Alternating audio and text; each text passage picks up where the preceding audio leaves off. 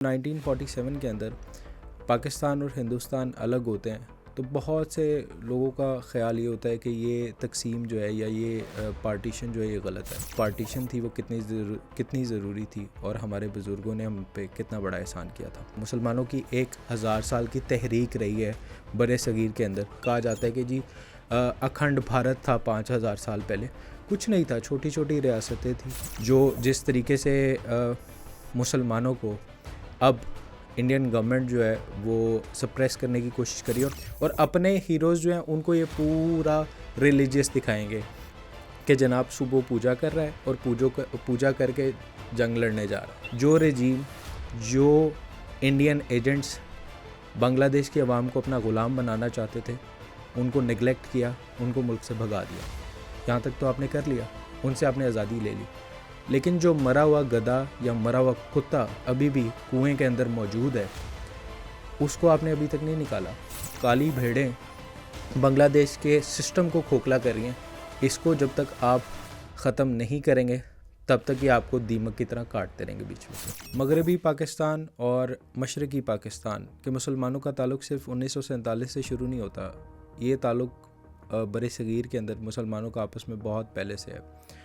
अब जब 1947 के अंदर पाकिस्तान और हिंदुस्तान अलग होते हैं तो बहुत से लोगों का ख्याल ये होता है कि ये तकसीम जो है या ये पार्टीशन जो है ये गलत है और जो हमारे बुज़ुर्गों ने उस टाइम पे कुर्बानियाँ दी, जिस तरह हिजरत हुई और जो मामलात उस टाइम पे चले, जितनी तकलीफ़ें बर्दाश्त की, वो सारा भी गलत था।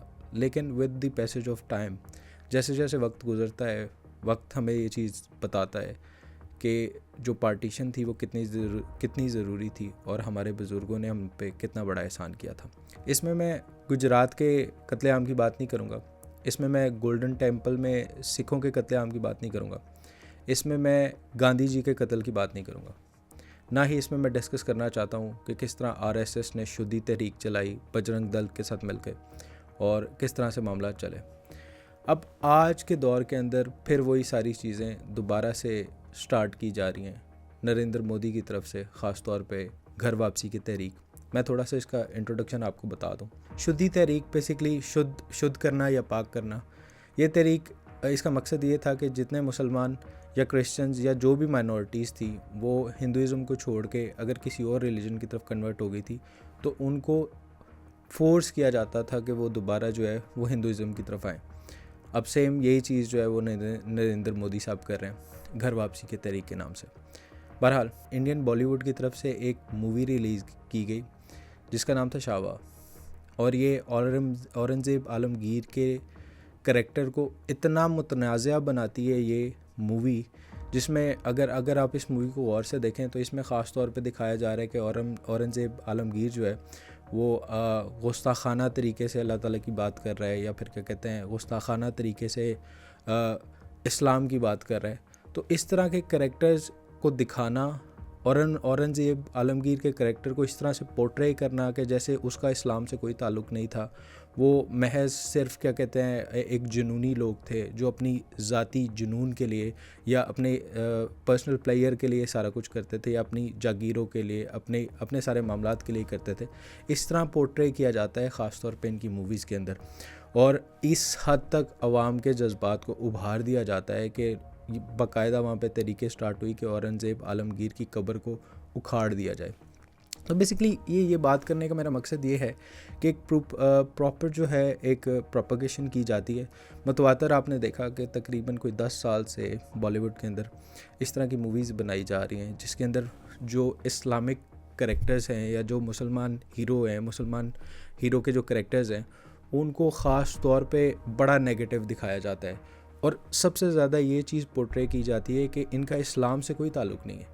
ये सिर्फ ज़ाती हैसियत के अंदर या ज़ाती जुनून के अंदर जो है ये कॉन्कर कर रहे हैं इलाकों को, या फिर क्या कहते हैं एक जुनून के अंदर आके वो अपने सारे आगे जो फतवात हैं उनको कर रहे हैं। उसका मकसद सिर्फ़ और सिर्फ ये होता है कि जो भी ये मूवी देखे वो उस करैक्टर से फैसिनेट ना हो, वो क्या कहते हैं इस्लाम से फैसिनेट ना हो, वो बस ये सोचे कि यार ये एक पागल सा करैक्टर था, इसका दिमाग मतलब ख़राब था और ये जनाब सिर्फ अपने जुनून में आके, अपने लालच में आके और ये सारे मामलात करता रहा, आगे फतवात करता रहा। हालांकि ऐसा नहीं था, मुसलमानों की 1000 साल की तहरीक रही है बरे सगीर के अंदर, और बहुत सी फतवात अगर आप देखें ना, क्योंकि ये यहाँ तो कहा जाता है ना कि हिंदुज़म की 5000 साल की तहरीक है। तो 5000 साल की तहरीक के अंदर क्या क्या आपने ख़ुद से बिल्ड किया? कुछ भी नहीं। मतलब कोई आपकी प्रॉपर इमारतें नहीं थी, छोटी छोटी रियासतें थी। कहा जाता है कि जी अखंड भारत था 5000 साल पहले, कुछ नहीं था, छोटी छोटी रियासतें थी, और कोई ऐसी ग्लोरीफाइड किस्म की चीज़ नहीं थी। जो थ्रू आउट बरे सगीर पाक व हिंद के अंदर जो बेहतरीन आर्किटेक्चर्स, बेहतरीन डेवलपमेंट और बेहतरीन एक सिस्टम था, सिस्टम ऑफ गवर्नमेंट, वो मुसलमान हज़ार साल तहरीक के अंदर लेके आए थे।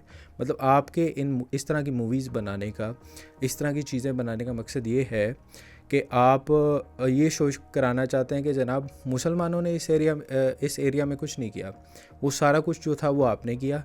और ख़ास तौर पे जो मुसलमान एम्परर्स हैं और जो बादशाह हैं, उनको क्या कहते हैं, नेगेटिव करैक्टर दिखाना, ये एक बड़ी ताज्जुब की बात है। और आप ये मतलब डिपिक्ट करना चाहते हैं कि मुसलमान हीरोज़ की जो है वो हिस्ट्री में कोई गुंजाइश नहीं है। बहरहाल ये एक बड़ी ख़तरनाक और गलत बात है। जो जिस तरीके से मुसलमानों को अब इंडियन गवर्नमेंट जो है वो सप्रेस करने की कोशिश करी है, और ख़ास तौर पे एक इस्लामिक हिस्ट्री को सप्रेस करने की कोशिश करी है। ख़ास तौर पे जो है आप देखते हैं कि बहुत सी मस्जिदें हैं जिनके नीचे ऐसे ही बैठे बैठे कह दिया जाता है कि जनाब इसके नीचे मंदिर था, और फिर उस मस्जिद को शहीद कर दिया जाता है। खैर, बड़े अफसोस की बात है, और मुसलमानों को भी इस चीज़ को समझने की ज़रूरत है। और जितने व्यूअर्स हमें देखते हैं उनको भी इस चीज़ को, ख़ास तौर पे इनकी प्रोपगेशन को समझने की ज़रूरत है कि जब ये दिखाते ही करैक्टर, हिस्ट्री का करैक्टर इस तरह का है कि जनाब ये नेगेटिव था, ये जुनूनी था, ये लालची था, इसका काम सिर्फ और सिर्फ अपनी ज़ात की हद तक था, इसका इस्लामी तहरीक से कोई ताल्लुक़ नहीं है।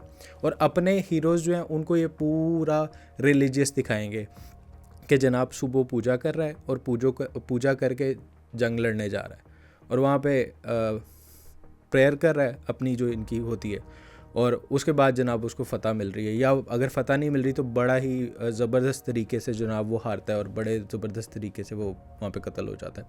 और हमारे मुसलमानों को उनके जो मुसलमान हीरोज़ हैं उनके करैक्टर को इस तरह दिखाया जाता है कि जैसे जनाब ये बड़े नेगेटिव है, और ये तो इस्लाम को मानते ही नहीं थे। ख़ास तौर पर मूवीज़ के अंदर इस तरह की बातें करैक्टर के मुंह से कहलवा दी जाती हैं, जिससे आम एक मुसलमान देखता है या कोई भी आदमी देखता है, वो कहता है यार ये कम अज़ कम बंदा जो है वो इस्लाम के लिए फतवात नहीं कर रहा था, या इसका इस्लाम से कोई ताल्लुक़ नहीं था, ये कोई प्रॉपर मुसलमान भी नहीं था। तो इस तरह की चीज़ें चलती रहती हैं। बहरहाल इस सारी चीज़ के अंदर मेरा अपने बंगाली भाइयों से मैंने ये हिस्ट्री बताने का मकसद ये है कि मैं अपने बंगाली भाइयों को भी थोड़ा कुछ बता सकूं। और मैं अपनी बात का आगाज़ इस एग्ज़ाम्पल से करूंगा कि किसी गांव के अंदर एक गधा जो है वो कुएं में गिर गया, और कुएं में गिर के मर गया।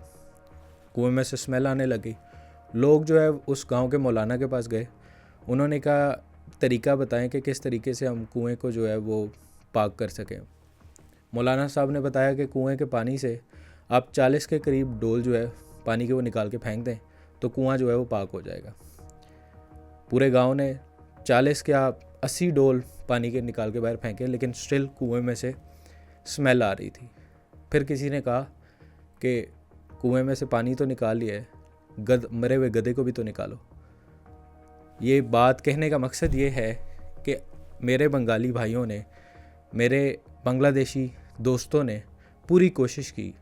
जो रेजीम, जो इंडियन एजेंट्स बांग्लादेश की आवाम को अपना ग़ुलाम बनाना चाहते थे, उनको नेगलेक्ट किया, उनको मुल्क से भगा दिया।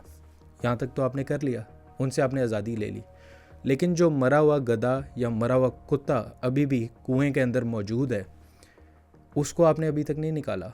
जो ख़ास तौर पे आपकी ब्यूरोक्रेसी के अंदर है, और ख़ास तौर पे जो ये भारतीय ऑफिसर्स आके बांग्लादेश की गवर्नमेंट के अंदर सर्व करें। किसी मुल्क में इस तरह नहीं होता कि किसी दूसरे मुल्क के बाशिंदे जो हैं वो मुल्क में आएँ और क्या कहते हैं गवर्नमेंट के ऑफिसर्स को होल्ड करें, लेकिन बांग्लादेश में ये हो रहा है।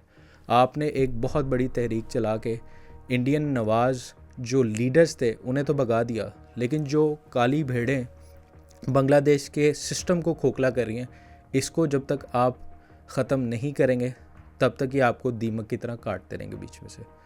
तो मेरा अपने बंगाली भाइयों को मैसेज ये है कि सबसे ज़्यादा ज़रूरी ये है कि आप इन काली भेड़ों को पहचानें, क्योंकि ये इसी तरह दीमक की तरह फैलते हैं और उसके बाद फिर टेक ओवर करते हैं चीज़ों को। आपको आप ही की आइडेंटिटी, जैसे मैंने बॉलीवुड की एग्जांपल दी, आप ही की आइडेंटिटी के बारे में कंफ्यूज कर दिया जाता है कि जनाब आप लोगों का तो इस्लाम से पहले कोई ताल्लुक ही नहीं था, आप तो सारे लालची थे, आप तो सारे जनाब जुनूनी लोग थे, सिर्फ उस जुनून और लालच में ये सब कुछ हो गया।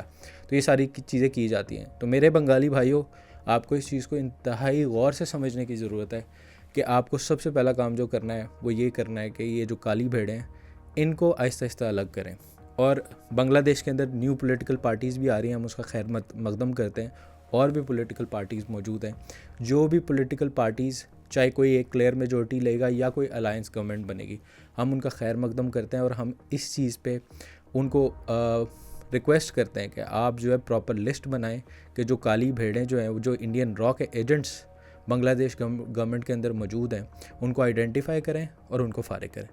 इसी में बांग्लादेश की ग्रोथ है और इसी के अंदर इंशाल्लाह अल्लाह ने चाहा तो बड़े सगीर और पाको हिंद के मुसलमानों को फ़तह मिलेगी।